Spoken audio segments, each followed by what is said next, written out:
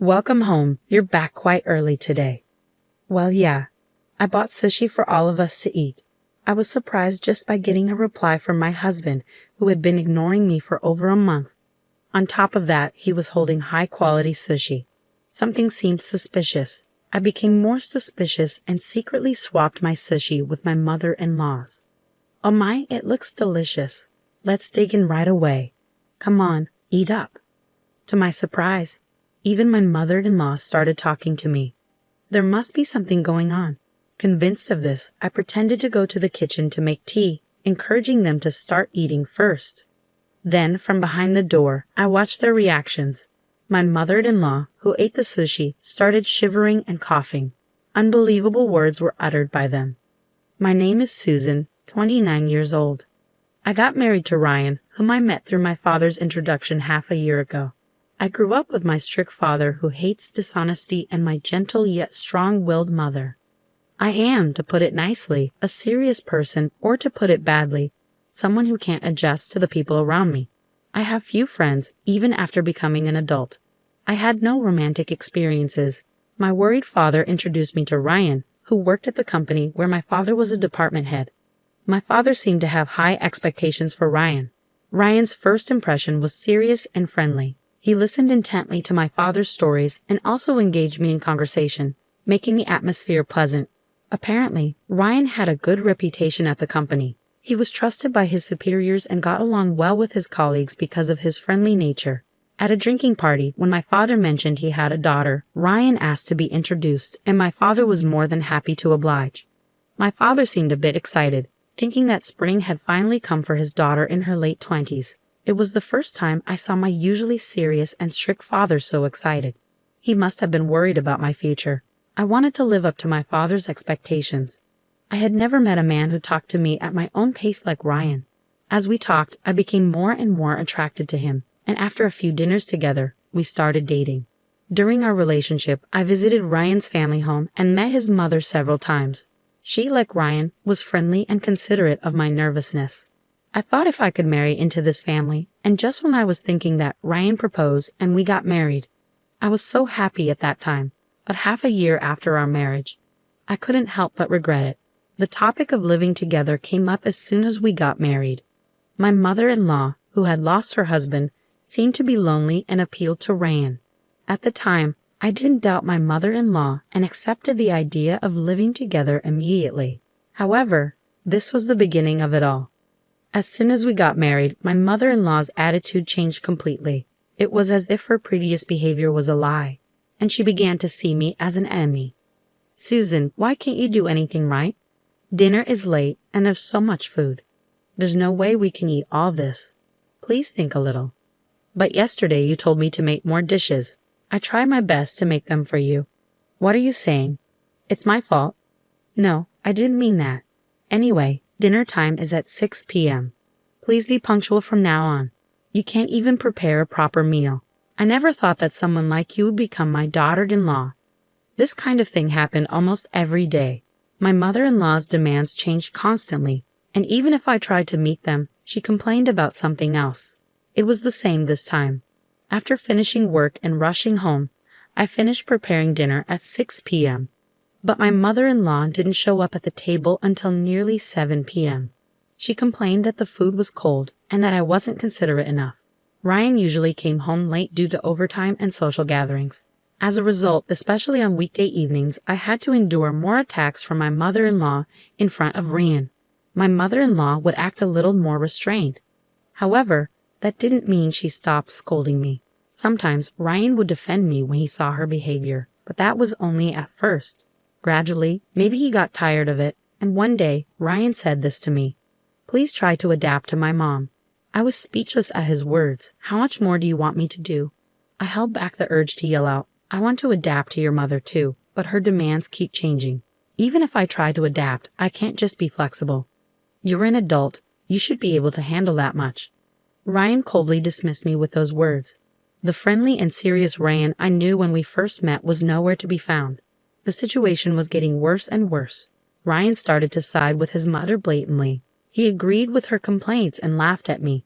His mother, on the other hand, directed a triumphant smile at me because her son was on her side. My mother-in-law and Ryan treated me like a maid. On weekends, they would go out together, leaving me with the housework, or they would go out to eat together, even though I had prepared dinner. There were also times when Ryan brought home takeout just for him and his mother. The only reason I didn't leave their house was that I didn't want to worry my parents. My parents were delighted when I started dating Ryan. At our wedding, my usually serious father cried. I didn't want to disappoint my parents, who had such high hopes for our marriage and sent me off with their blessings. Besides, if something happened between Ryan and me, it would affect my father's reputation. So even though my mother-in-law mistreated me and my husband didn't stand by me, I decided I had to endure it and keep going. My only comfort was my pet cat, John. When I said I wanted to bring John, who I had bought before getting married, my mother-in-law didn't like the idea, but I insisted. Now, I'm really glad I brought him. After getting married, John comforted me countless times. Somehow, I managed to get through each day, until one day, it started suddenly. My mother-in-law and husband started to ignore me. I was puzzled by the sudden change, with no warning or reason, no matter how much. I tried to talk, but I was ignored. Asking for a reason or trying to compromise was all in vain. Even when I tried to talk or did housework, I continued to be ignored. Then, 1 month later, Ryan, who usually comes home around 7 p.m. at the earliest, came home unusually early at around 6 p.m. that day. As I thought I would be ignored, I called out to him, "Welcome home. You're back quite early today." "Well, yeah, I bought sushi for all of us to eat." I was surprised just by getting a reply from my husband, who had been ignoring me for over a month. On top of that, he was holding high-quality sushi. Something seemed suspicious. Before I could feel happy about him finally speaking to me and buying sushi, I wondered what on earth he was up to. As I found my husband's behavior strange, moreover, Ryan placed my share of the sushi on the table first. For the past few months, there hasn't been a single time when my husband prioritized me over his mother. This is definitely suspicious. As my distrust grew, I secretly swapped my sushi with my mother-in-law's. "Oh my, this looks delicious. Let's dig in. Come on, Susan, eat up quickly." Surprisingly, even my mother-in-law started talking to me. There must be something going on. Convinced of this, I encouraged them to start eating first. "I'll go make some tea. You both go ahead and start eating." "Oh, I feel bad, but you're right. Hot tea is perfect with sushi. We'll start eating, so come back quickly." Pretending to head to the kitchen, I watched them from behind the door. After whispering to each other, my husband and mother-in-law began eating sushi.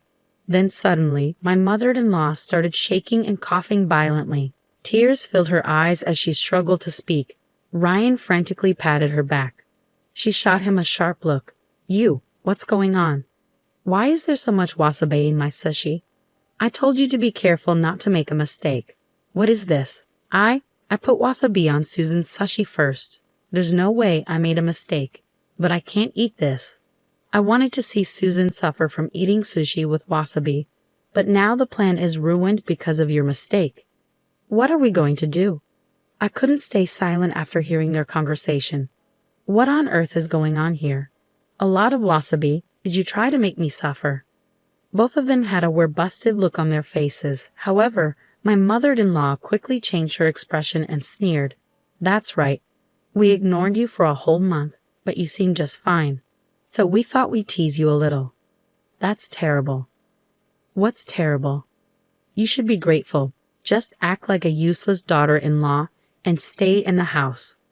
Even as my mother-in-law yelled at me, my husband didn't try to stop her. I couldn't take it anymore. I finally let out the words I'd been holding back. "I'm going back to my parents' house." I gathered my essential belongings and put John into a pet carrier. As I walked to the door with my bags, Ryan finally tried to stop me. "Come on, you're joking, right? This is too much just for a little joke." His unapologetic words only strengthened my resolve. Without a word and without looking at Ryan's face, I left his parents' house. My mother welcomed me back home. At first, she looked surprised to see me return so suddenly, but she quickly let me in. "If you don't want to talk about it, you don't have to. But if you're okay with it, I'm here to listen." I told her everything that had happened since getting married. How my mother-in-law bullied me, how my husband gradually took her side, and how I was treated like a maid. I also told her about a month of being ignored and almost being forced to eat sushi with a huge amount of wasabi. I told her everything, and I apologized for causing trouble after she had happily sent me off to get married. I'm sorry, Mom, but I just couldn't take it anymore. It's okay, dear. Your father and I just want you to be happy. We don't want you to be with Ryan if it's causing you so much pain. You've been strong for so long. At my mother's words, the tears I had been holding back began to overflow. My father came home from work, and after hearing the situation from my mother, he bowed his head to me. I'm so sorry. It's all because I introduced you to Ryan. I had no idea he was like this. With the pained look on his face, my father made me feel even worse.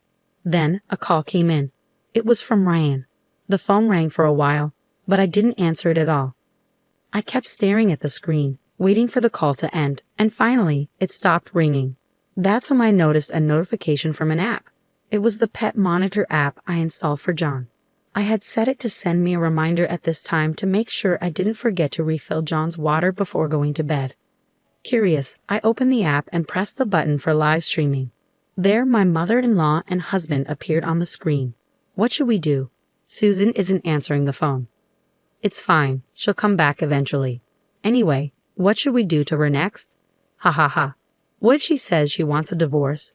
I'll lose my position as the boss's son-in-law. I was able to pass work off to my subordinates because of my position as my boss's son-in-law. I can't afford to lose that now. Boss's son-in-law. Hearing that, I couldn't hold back my anger any longer. My father, who was next to me, felt the same way. He quietly stared at the screen with a look of disbelief, his hands trembling. I immediately sent a message saying, "Let's get a divorce." Several calls came in right after, but I ignored them and went to sleep. That Saturday morning, the doorbell rang early. Oh my, who could it be this early in the morning? I heard my father's voice from the entrance. Following her voice, I heard the voice that had been irritating me. Please let me talk to Susan. She's misunderstanding a lot of things. It was Ryan, since I didn't answer his calls. He came all the way to my house. Not wanting to cause my mother any more trouble, I went to the front door. I sent a sharp glare at my husband and spoke coldly. What do you want, Susan? Why didn't you answer the phone? I was worried about you. Worried? You teamed up with your mother to make fun of me, ignored me for a month, and then tried to make me eat sushi with a huge amount of wasabi. At my accusation, Ryan was at a loss for words. I started to close the front door on him. I'll bring the divorce papers as soon as they're ready. I have nothing more to say to you, so please leave now. Wait, are you serious? You've never been in a relationship with anyone else, right? If we get divorced, you'll never be able to marry again. Are you okay with being alone for the rest of your life? Ryan's words only fueled my anger. I played the recording of the pet monitor footage I had saved last night. My husband Ryan was clearly upset after seeing the video. I said to him, "You don't want a divorce just to protect your own position, right? You don't even think of me as your wife. I'd rather be single than be with someone who doesn't care about me and abuses their power to oppress others." I showed a determined attitude. My mother nodded firmly at me, and then I heard my father's voice from behind. "She's right, Ryan. After seeing that video with my daughter, I asked around at the company. It seems you were using your position as my son-in-law to not only push work onto your subordinates, but also make them do unnecessary chores, acting like a king. I guess I still have a lot to learn about judging people." "Please wait, father-in-law. This is not what it looks like. It's my mother. Yes, it's all my mother's orders. She told me to harass Susan and use my position as your son-in-law to push work onto others." "So you really were pushing work onto others?"